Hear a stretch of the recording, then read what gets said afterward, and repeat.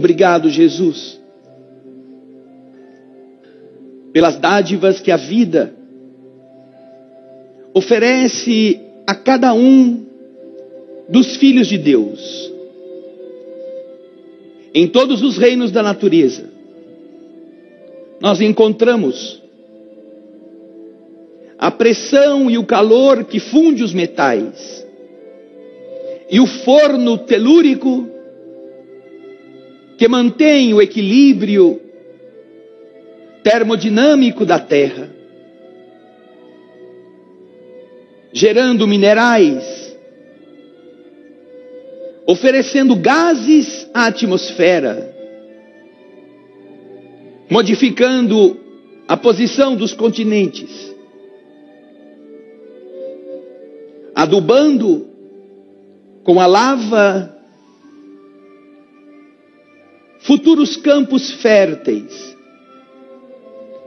Encontramos, Senhor, a terra generosa, oferecendo a umidade que faz a água cair sobre toda parte, dissolver os minérios, filtrar-se por entre as camadas geológicas, depurar-se para voltar à superfície pura, cristalina. Porque era necessário dar alimento para as raízes, para as plantas, para as árvores, para os arbustos. Porque eles também necessitam deste amparo, para que cresçam, para que floresçam, para que se multipliquem. Porque deles se abastecerão outros seres, que igualmente se beneficiam da terra generosa, pastando, usufruindo dos seus frutos, singrando os seus ares, encontrando os insetos para levar aos seus filhotes, para que cresçam, para que multipliquem-se, a fim de que também, cumprindo sua missão, cooperem com a criação, no estágio evolutivo que lhes é próprio. Para terminarmos na mais inteligente de todas, a única racional nos conceitos da ciência, a única que sabe aliar sentimento e pensamento, ou que pode fazê-lo. Obrigado, Senhor, por entendermos a generosidade divina e o convite para que, como seres inteligentes da criação, não sejamos os seres destruidores da criação.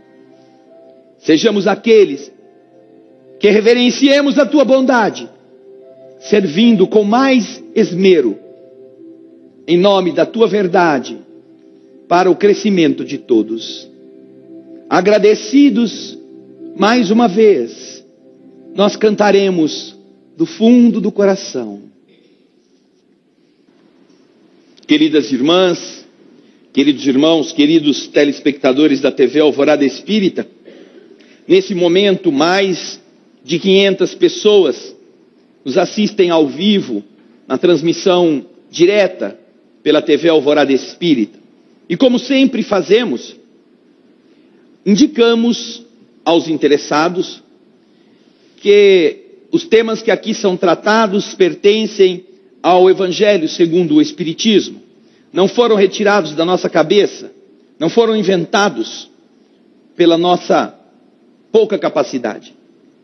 Eles são encontrados e são utilizados, capítulo por capítulo, na sequência deste livro que, na codificação, é a terceira obra lançada por Allan Kardec, e que contém as máximas morais, aquilo que as pessoas podem buscar na meditação e aplicar no relacionamento pessoal, na sua convivência com outros, no que diz respeito aos valores. Esta importante área da construção do ser. E, por evidentes motivos, a mais vulnerada, a mais atacada em cada época, por aqueles que desejam manter a humanidade no mesmo patamar primitivo, a fim de serem todos os seus membros melhor governados, entre aspas. Para aqueles que não sabem, antes de Cristo, para que vejam a importância do que significa a temática moralizadora ou a temática valorativa, antes de Jesus nascer no mundo, Roma já existia. Era uma cidade bastante populosa. A história republicana de Roma já tinha mais ou menos 400 a 600 anos. Se remontarmos à fundação com a lendária dupla de gêmeos Rômulo e Remo, chegaremos até bem antes disto. Mas, ao tempo de Júlio César, que em Roma foi assassinado em 15 de março do ano 45 antes de Cristo. Júlio César foi assassinado no pórtico do templo onde o Senado romano estava se reunindo. Aqueles que vão a Roma hoje vão encontrar no Fórum Romano, o Fórum Antigo, uma cúria chamada Cúria Júlia, que fora edificada ou fora reformada às expensas de Júlio César, que a embelezou, na qual o Senado se reunia. Mas, por volta deste período, nos idos de março, a Cúria Júlia, que até hoje existe e pode ser, inclusive, em algumas ocasiões, visitada por quem vai ao Fórum Romano, estava fechada, porque estavam fazendo certas reformas. E então as reuniões do Senado haviam se deslocado para um ambiente um pouco mais distante, no Largo Argentina, ainda hoje chamado assim, Argentina, que não tem nada a ver com o nosso país irmão, mas tem a ver com algo ligado a Argentum, que também é considerado uma expressão para designar dinheiro. Talvez ali houvesse uma concentração maior de trocadores de moedas.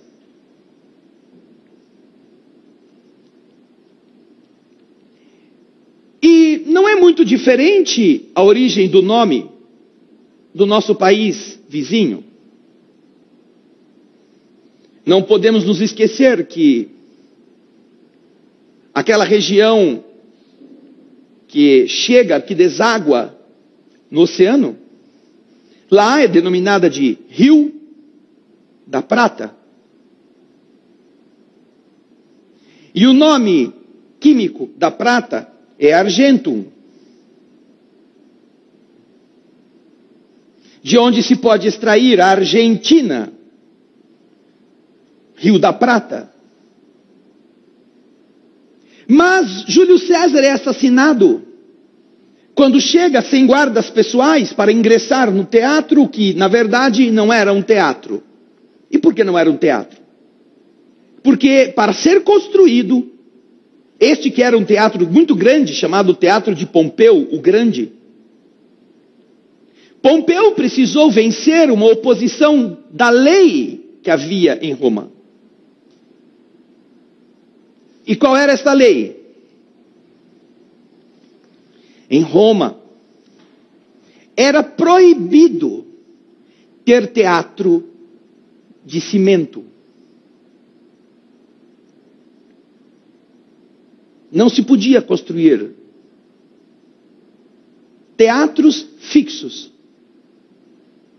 Quando havia alguma coisa importante e alguma apresentação fosse desejada, eles construíam um teatro de madeira. E quando passava a temporada, eles destruíam o teatro. Tal era o medo dos romanos do que um teatro era capaz de fazer na consciência do público. Uma vez que não havia iPad, iPod e outros tipos de tablets, nem televisão, nem rádio, nem havia um processo de publicação intenso, como depois a imprensa veio a ocupar esse nicho de cultura.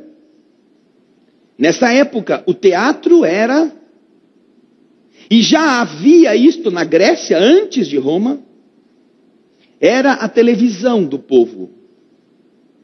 Era no teatro que os escritores, os autores, questionavam o governo, ironizavam as autoridades, gozavam daqueles que estariam ali fraudando os seus próprios deveres.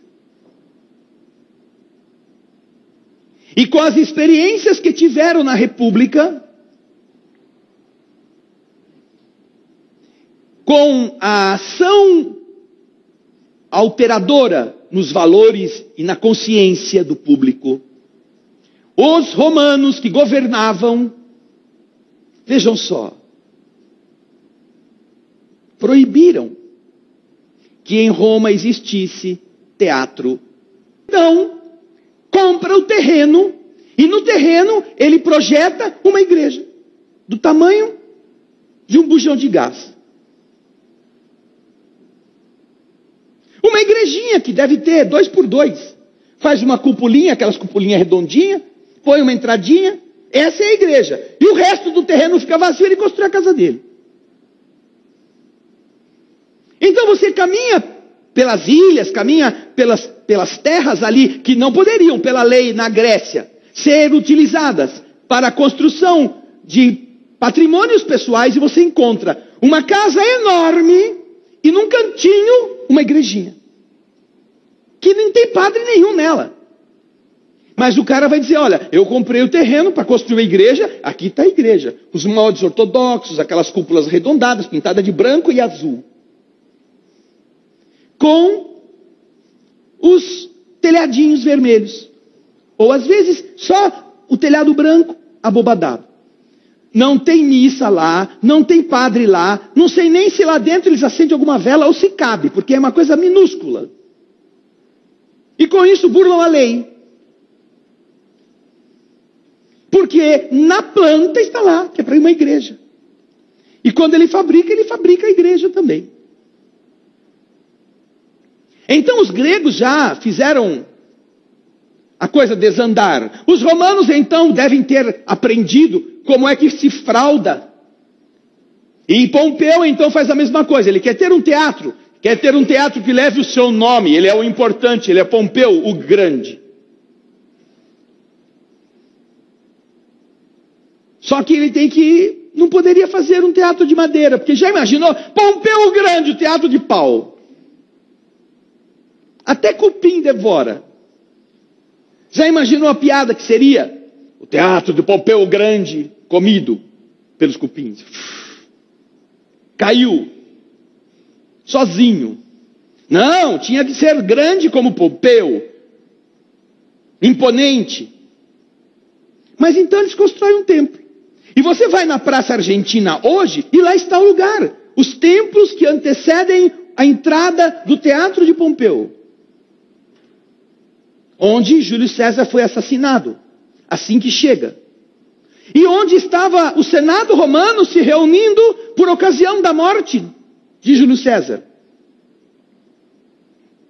E por que tudo isto? Por que todo este medo? Porque os valores eram passados, e os desvalores também, nestes ambientes, que correspondem hoje a esses teatros virtuais, a estes cenários que todos os dias vocês têm dentro de casa, quando vão assistir alguma coisa. Por detrás de todas estas coisas está algo para mexer com você, para fazer você comprar, para fazer você ceder, para não fazer você pensar. Mas olha que interessante, não havia proibição em Roma para a construção de circos. Nenhuma. Desde que houvesse o dinheiro, desde que houvesse o lugar, todos os grandes construíram os seus circos. Hoje, eles existem, pelo menos no contorno de algumas das praças mais importantes. A Piazza Navona é apenas, tão somente, existente em função de ali ter sido um desses circos. Circo hoje você pensa, né? Um negócio redondo coberto com lona. Mas em Roma não. Eles chamavam de circo ou anfiteatro, aqueles teatros compridos, aqueles circos, onde os cavalos corriam com as vigas. Então ele era uma coisa bem comprida, arredondada em um dos pontos.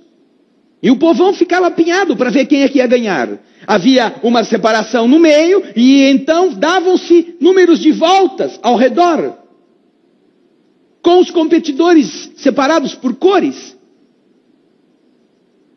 E os seus diversos times torcendo nas arquibancadas. Nossa, é tão diferente, não? Do que é hoje. Cores, um jogando contra o outro, o povão gritando ao mesmo tempo. Mas para construir isto não havia nenhum obstáculo. Você podia construir quantos circos quisesse. Além desse, o mais importante, o mais imponente era o Circo Máximo, que separava o Palatino do Aventino, dois montes importantes, no meio dos quais uma depressão foi utilizada para a construção do maior de todos os teatros, ou dos circos, chamados assim, em Roma. Que era o único que existia, até a edificação do Coliseu, atual e famoso, que foi construído sobre um lago artificial que Nero tinha feito. Nero não tinha o Coliseu para matar os cristãos e para ver os cristãos sendo queimados. Nero os executava lá no Circo Máximo. O Coliseu de Nero era, na verdade, o Circo Máximo. E onde é hoje o Coliseu, por causa da confluência de certos riachos, ele havia projetado e construído um grande lago onde ele encenava batalhas navais. A Domus Áurea, que era a casa que Nero construiu para ele, um pouquinho fora do Palatino. Aliás, a palavra palácio para alguns filólogos, letrólogos ou definólogos, ela é decorrência da expressão palatino. Palácio como casa do imperador. Não é casinha, é palácio. Ou seja, ali está a suntuosidade, a grandiosidade, a importância. E que era o berço da civilização romana, nos primórdios de Rômulo e Remo, se forem eles verdadeiramente existentes, se houverem sido. Ali encontraram os vestígios das primeiras cabanas construídas pelos povos etruscos, ou anterior a eles, que ali fundaram a sua civilização. No Palatino. E é por isso que também no Palatino, os sucessores dos antigos reis, a república era governada por reis. Tinha lá os seus A república não, os primeiros governantes eram reis, depois é que veio a república. Mas esses reis moravam ali porque eles tinham a ideia de valores ancestrais e superiores que os defenderia ali, naquele lugar, onde Rêmulo e Rômulo fundaram a cidade.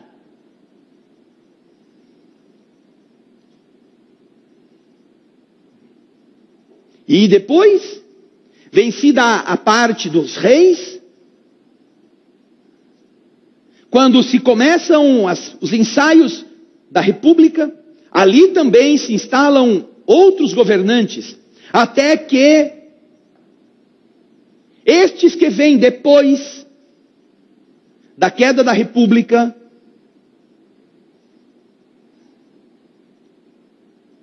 quando o poder do Senado é tirado, e isso nós encontraremos na história sem muita dificuldade, porque havia uma lei em Roma que dizia que todos os generais que voltassem das suas campanhas, as campanhas de conquista do império, ou as campanhas de defesa das fronteiras, generais que tinham a seu serviço inúmeras legiões, tropas construídas no fragor da dificuldade da guerra, fiéis a ele até a alma, quando voltassem para Roma, tinham que dispensar a tropa antes de um rio que é conhecido na história pelo nome de Rubicão, que fica um pouco a norte, antes de chegar à região onde está Roma. Porque os senadores sabiam que nada mais corajoso é um general com o seu exército. E nada mais inútil um monte de senadores gordos, fazendo leis que eles não sabem que só vão ser cumpridas ou não se houver força. Senadores que já naquele tempo se vendiam e roubavam o erário. Já naquele tempo, imagina. Mas como Júlio César havia sido um general majestoso nas campanhas que fizeram na Espanha e que fizeram na Gália, ampliando o patrimônio romano em estados e em territórios, os senadores tinham receio que, por ser muito popular e ser um homem bastante influente junto às massas, o seu poder pudesse empalidecer a importância do Senado. E então começaram a lançar na sociedade romana mentiras a respeito de Júlio César. Insinuações de que ele havia fraudado, de que ele era uma pessoa perigosa e que por causa disso ele seria preso quando chegasse em Roma e julgado.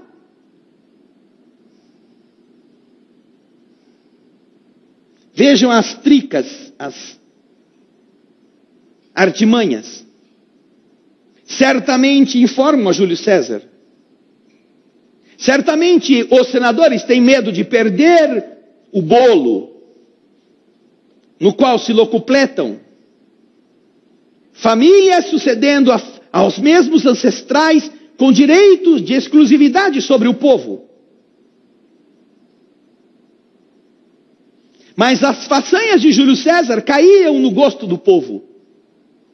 E quando ele então chega com as tropas da Espanha e da Gália, que o acompanham com todo o conjunto exuberante de riquezas que são trazidas a Roma, existe a regra. Você precisa parar antes do rio Rubicão e dispensar todas as tropas. E deve entrar em Roma sem ninguém, sem nenhuma defesa. Mas é informado de que ele vai ser preso pelas mentiras que a seu respeito estão contando. E então ele está diante do impasse. O que fazer? Depois de ter sido consagrado como soldado primeiro e o amplificador de todo o território, de ter apaziguado a Gália, que era um espinho na garganta de Roma. Agora vai ser preso como um fraudador, como um desrespeitador, quando chega em Roma, e acha que o povo vai defendê-lo. E então se registram na história aquelas célebres palavras: alea jacta est, em latim. A sorte está lançada. E ele ordena que as suas legiões o acompanhem a Roma. Não as dispensa. E dá ao povo a explicação de que ele vai a Roma defender Roma dos ladrões que a estão governando.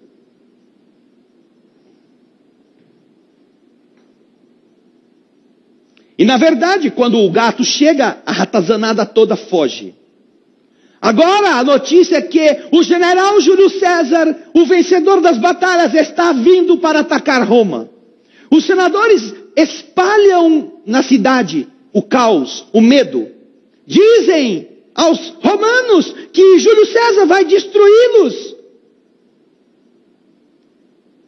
Porque eles têm o poder de comunicar-se, entre aspas, através dos arautos, através dos éditos ou dos editos, através das leis que eles proclamam, tentando criar um antagonismo do povo com medo do herói nacional que está chegando, já que eles não conseguiram intimidar o general para que ele viesse sozinho. Mas quando ele chega e o que ele faz não é nada disto, o povo o aclama.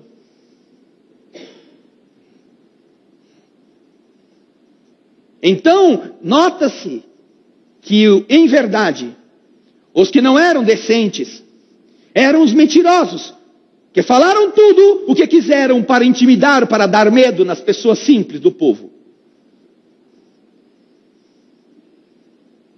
Mas estes homens usavam da brincadeira para entreter esses ignorantes.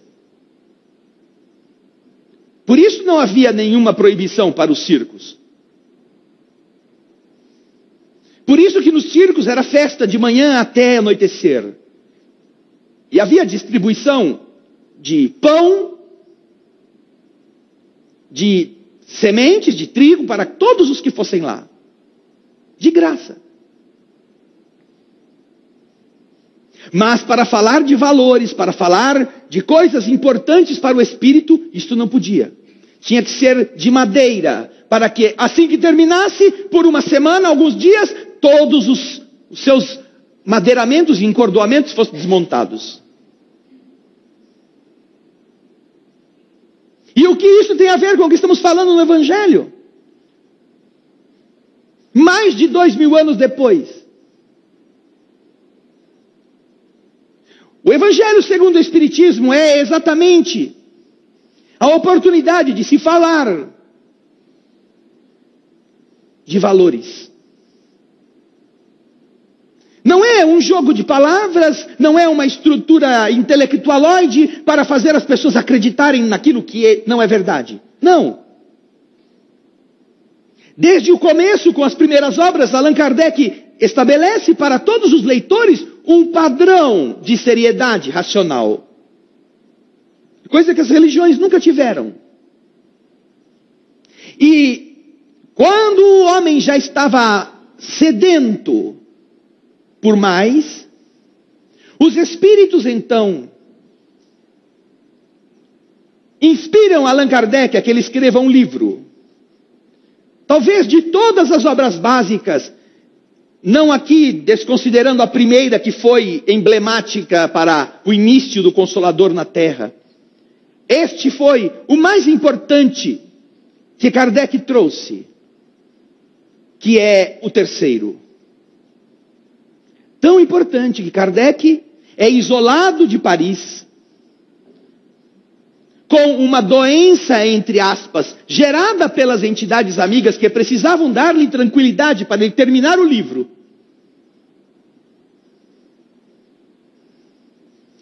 E isto revelado a Kardec e contado por Kardec na história da Revista Espírita e nas obras póstumas. Obras estas que, tanto revista quanto obras póstumas, são quase que totalmente desconhecidas dos próprios espíritas, por preguiça. Mas lá está escrito: tivemos que tirar você, para que você tivesse a tranquilidade necessária para terminar o livro. E este livro é tão importante que os Espíritos disseram: você não diga o nome dele para ninguém. Quando chegar no dia de imprimir, vá você levar os originais e aí você diz para o homem responsável: o livro vai se chamar, e escreve.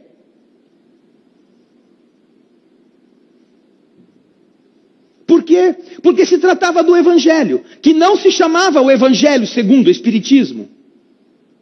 A primeira edição desta obra se chamava Imitação do Evangelho segundo o Espiritismo. Mas estava se lançando um livro sobre o Evangelho no seio de uma nação eminentemente católica. Então que havia duas fiscalizações para autorizar a edição ou não de um livro. Duas, não só uma. Feita por sacerdotes. É algo parecido com Roma. Quero lançar o livro, antes do Rubicão, entrega os originais para a gente ver se pode. Quer chegar em Roma, general? Então antes do Rubicão, abre mão de toda a tropa e vem andando você sozinho. Que a gente cai de pau em cima de você e te estraçalha. Com base nos ensinamentos dos Espíritos, na primeira obra Kardec usa uma estratagema bastante importante. Publica o Livro dos Espíritos com 501 questões, somente. 501. Nas quais estão princípios da ciência, estão noções de relacionamento com o mundo espiritual, coisas assim. Mais ou menos um grande apanhado sem aprofundamento. Para que isso não alertasse os clérigos a respeito do conteúdo do livro. E uma vez conseguida a autorização, e vejam só, no dia do lançamento do Livro dos Espíritos, nós estamos falando do dia 18 de abril de 1857. Quando o livro chega e já começa a ser vendido, existe uma lei em Paris, na França toda, que proíbe que uma obra nova possa ser comentada na imprensa ou falada em público antes de a censura autorizá-la. Há um departamento responsável para que isto se dê da emissão de uma autorização. Por quê? Porque nós estamos na França de 1857, governada por clérigos de um lado e por um imperador de outro. Napoleão III está sendo bombardeado pelos seus próprios franceses irmãos, e então criaram-se algumas regras para combater abusos na imprensa, com a desculpa de que França estava sendo invadida por publicações obscenas vindas da Itália. Ah, a Itália sempre. Mas, na verdade, se isso era uma coisa real, o objetivo era censurar todos os escritos e publicações e panfletos que atentassem contra a honra do imperador e contra a honra da igreja. Pouco se lixando muito com a moral francesa, influenciada pelos fogosos italianos. A mesma coisa eles fizeram em relação a questões trabalhistas, a livros que viessem da Inglaterra. Com a desculpa de coibir abusos dos anarquistas contra o Império Francês. Sabiam que muitas leis socialistas ou de conteúdo social da Inglaterra chegariam através de obras inglesas, então eles também aplicavam censura a respeito destes livros. E como se tratava do Livro dos Espíritos, no dia 18 de abril, o livro é lançado.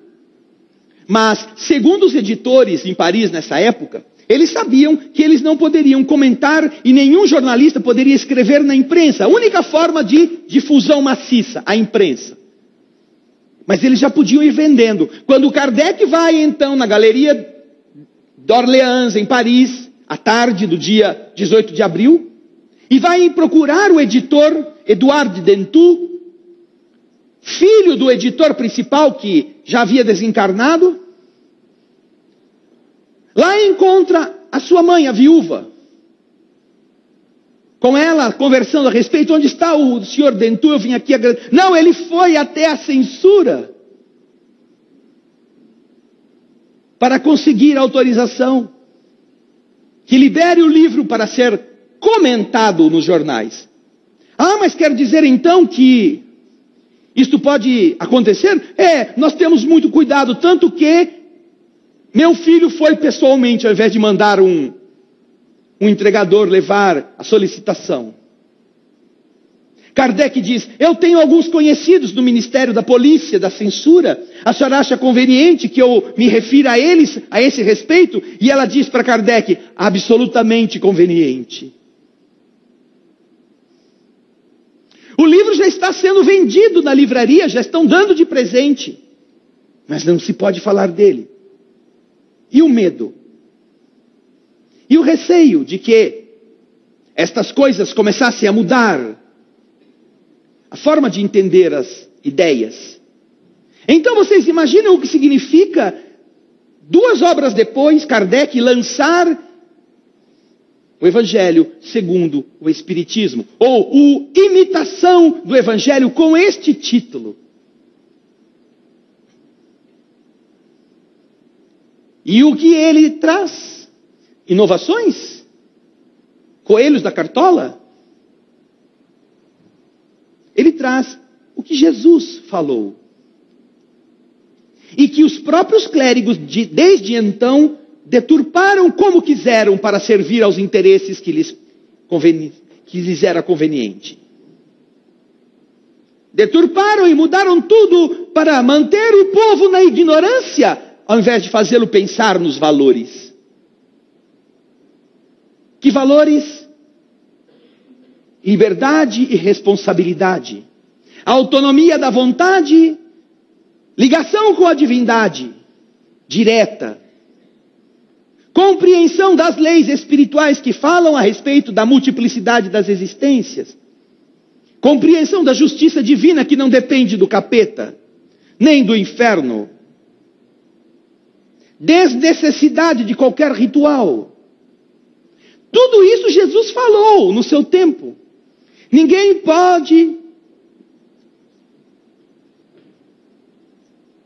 encontrar o reino de Deus se não viver novamente, se não renascer. Está no texto bíblico.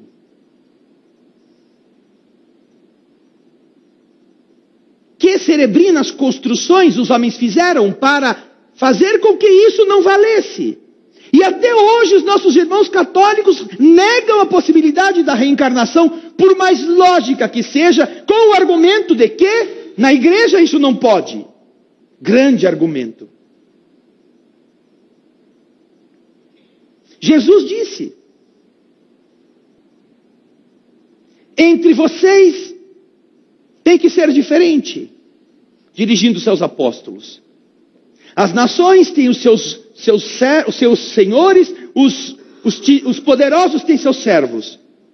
Mas entre vós, falando aos discípulos, não deve ser assim. Entre vós, aquele que quiser ser o primeiro, seja o servo de todos. Jesus textualmente, os evangelhos provam isto, não é o Espiritismo que prova, são os próprios livros canônicos. Ele é avesso a qualquer hierarquia. Porque os discípulos já estavam discutindo, quando Jesus fosse embora, quem ia ficar no comando dos outros. Que foi mais ou menos o que eles fizeram depois, inclusive. Eles fizeram isto. Expulsaram Maria, que segundo a história está resgatando agora, era a mais madura de todas as discípulas de Jesus, chamada Maria de Magdala.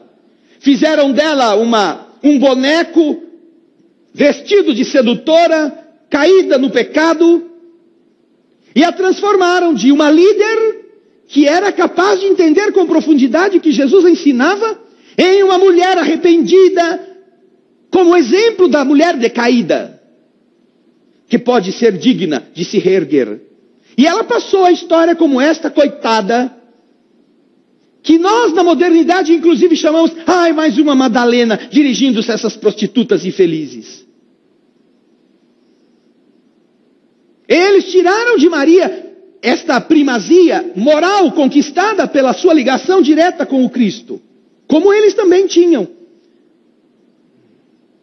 Mas só que em Maria, como geralmente nas mulheres, a vivência da fé é mais autêntica que nos homens. Os homens têm muitos interesses, os homens querem grandezas, querem poderes. E podem ver, podem escrever. Uma instituição é fundada por uma mulher. Ela tem um marido, ela tem os seus filhos, e ela dá conta da família, do marido, dos filhos e da instituição. Ela envelhece e morre. Os filhos, cada um foi para o seu lado, o marido fecha para casar com uma outra. Passa a batata quente para uma outra qualquer, ou para um outro qualquer, e ele vai viver a vida dele, porque aquilo não era dele, aquilo era ideal da sua mulher. Em grande parte, não são em todos os casos, mas este perfil é muito comum. Ou então a própria mulher fica sozinha a vida toda para dar conta do que era necessário fazer. Mas Jesus não disse nada disso, ele disse o contrário. Aquele que quiser ser o maior, seja o servo de todos. Conta-nos o Evangelho canônico que para a primeira pessoa que Jesus surge depois da ressurreição é para Maria. Não é para Simão, seu amigão. Quando as mulheres vão ao horto para retirar o corpo de Jesus no tal terceiro dia, para ungí-lo, e encontram aberta a tumba, o relato é claro. Ela procura um homem do jardim que toma conta e diz: Senhor, onde está o meu Senhor que não está na tumba? Imaginando que se tratasse do jardineiro ou do administrador daquele lugar. E então, quando ela se dá conta, não é o jardineiro, é Jesus que está ali. Ela então quer tocar Jesus. E Jesus diz a ela: não me toque, porque eu ainda não subi a meu Pai. Vai e conta o que você viu. Ela volta então para contar aos discípulos que ela viu Jesus. Jesus tinha prometido que voltaria no terceiro dia. E o que os homens fizeram? Esses que ouviram Jesus falar: vocês têm que ser amigos uns dos outros, servirem uns aos outros, não tem que mandar uns nos outros. Eles disseram: você, por que Jesus apareceria para você? Apareceria para Simão, apareceria para o irmão dele, Tiago, apareceria para alguém, mas não para você.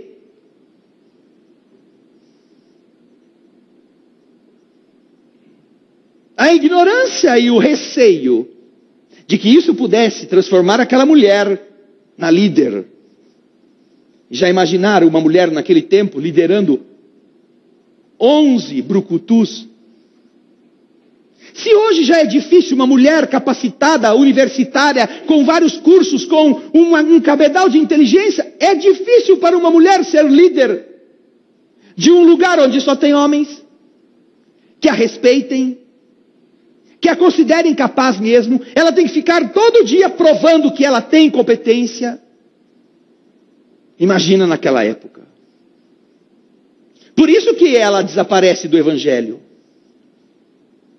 Por isso que ela sai. Alguns dizem que ela teve um filho com Jesus, alguns dizem que ela foi para a África, depois ela foi para a França, e lá na França deu início aquela história do Santo Graal, daquele negócio do filme que vocês assistiram, ou do livro que leram. Isso há especulação de todo tipo. Mas o que Jesus era contra era exatamente o sistema hierárquico. E o que os homens fizeram?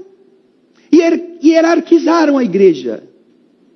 O bispo de Roma manda, e todos os outros têm que obedecer a ele.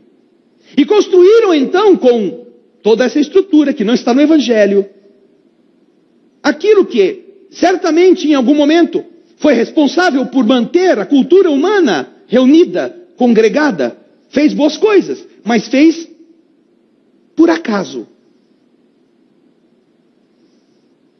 Não foi o que Jesus pediu. Está tudo no Evangelho. Jesus falando, mas e as pessoas quiseram entender? Não, cada um quis mudar aquilo segundo o seu interesse.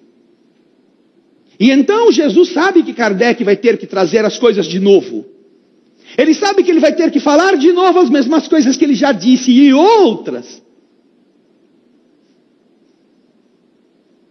Naquele tempo, imagina Jesus, imagina a visão desse Espírito.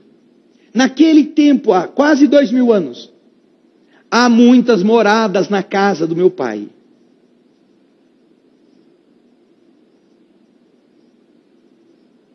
A casa do Pai.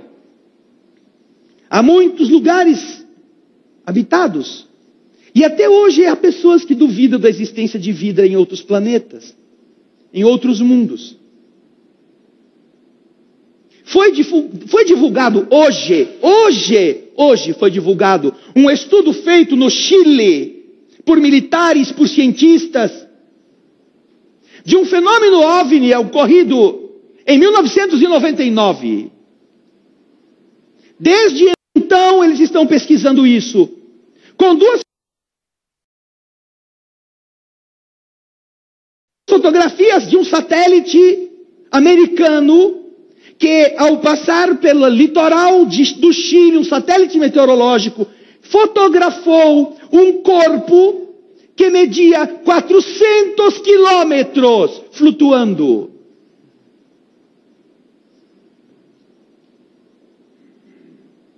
Acharam que aquilo era um absurdo, que aquilo devia ser defeito da câmera? Mas nítido, sem distorções. Então pediram que o satélite, ao fazer novamente a passagem no mesmo lugar, fotografasse novamente. E na segunda passagem, o mesmo objeto está no mesmo lugar. Um corpo que, pelas medidas da foto, flutuava sobre o litoral do Brasil e depois próximo do Chile, com um diâmetro de 400 quilômetros.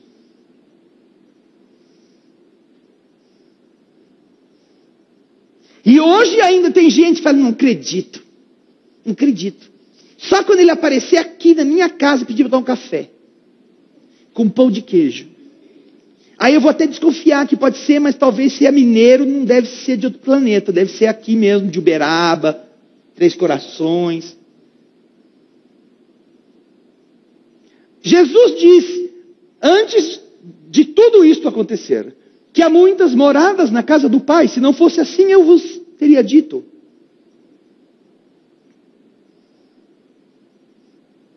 E esta crença na multiplicidade das existências e dos mundos habitados foi combatida com tal ímpeto por esta hierarquia intelectual, que agora eles estão no seguinte dilema. E isso começou a tentar ser revertido.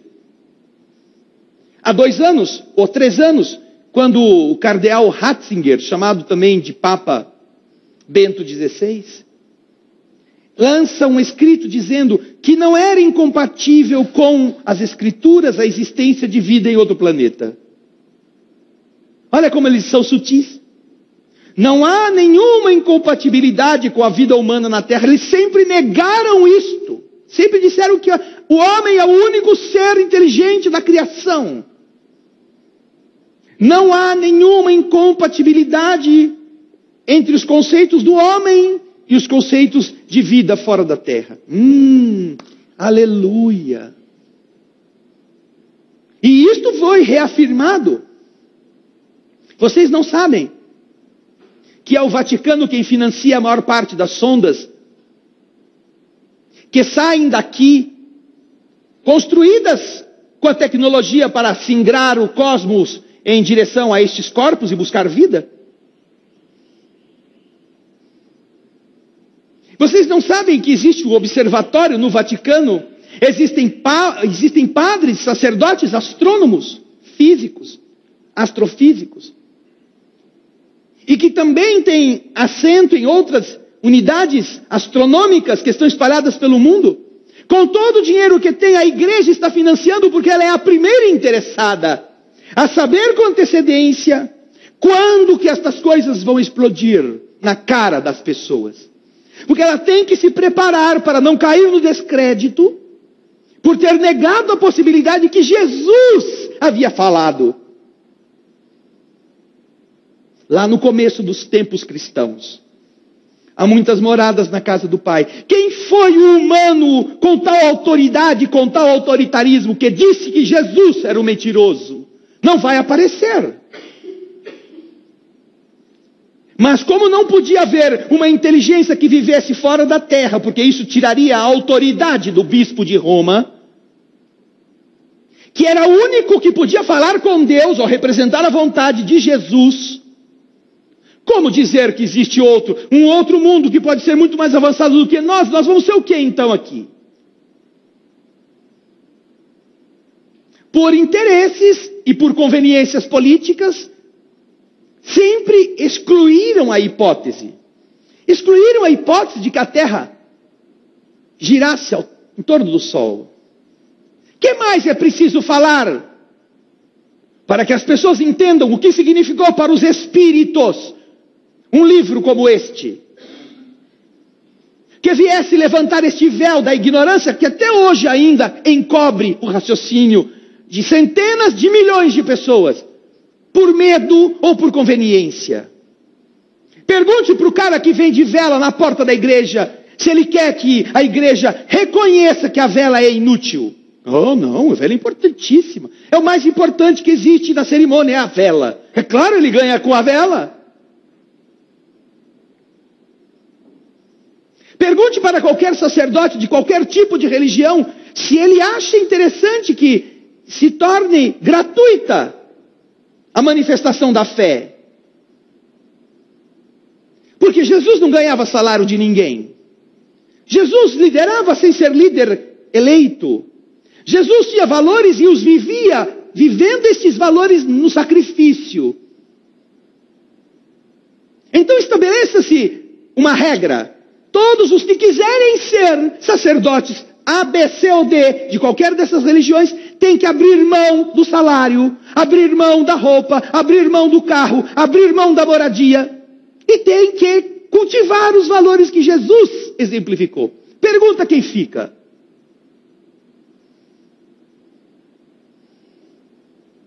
E ninguém está falando novidade, não é a doutrina espírita que inventou isto. Isso está no Evangelho, que essas pessoas defendem. É por isso que de vez em quando eles vão lá no Velho Testamento e puxam, porque lá no livro de não sei quem, Zacarias, Oseias, Obeias, Júlio Dias, está escrito. E aí eles usam aquela frase para dizer, então a gente pode cobrar. Porque no Novo Testamento, Jesus diz, de quem é o rosto dessa moeda? Jesus sequer é um infrator da lei, por mais cruel que seja. Podemos cobrar o tributo, Senhor? Os safados queriam comprometer Jesus. Porque os judeus, como os homens, odeiam pagar, ainda mais tributo. E ainda mais para alguém que está te hostilizando como um agressor, um invasor. Mas querem comprometer Jesus. E Jesus diz, onde está a peça da moeda? Ah, dão a ele a peça. De quem é esse rosto aqui? É de César. Então, devolve para ele. Não é dele? É. É o que ele quer. É simples assim. Por que você quer ficar com o que não é seu? É de César. O capítulo que começamos, haverá falsos cristos e falsos profetas. Fala sobre coisas assim. Mas fala para que o nosso raciocínio funcione. Não para que a gente eleja um outro líder que não tem competência para sê-lo. Eleja um ritual que venha satisfazer nossas necessidades para aliviar nossas culpas. Não. Nós vamos ter que dar conta delas. Vamos ter que olhar para a gente. Eu aprendi, agora eu preciso ser diferente. Ou, eu aprendi e não fiz nada para ser diferente. Este é o nosso preço. Por isso que nós dizemos sempre para as pessoas: se não quer ter problema, saia do espiritismo.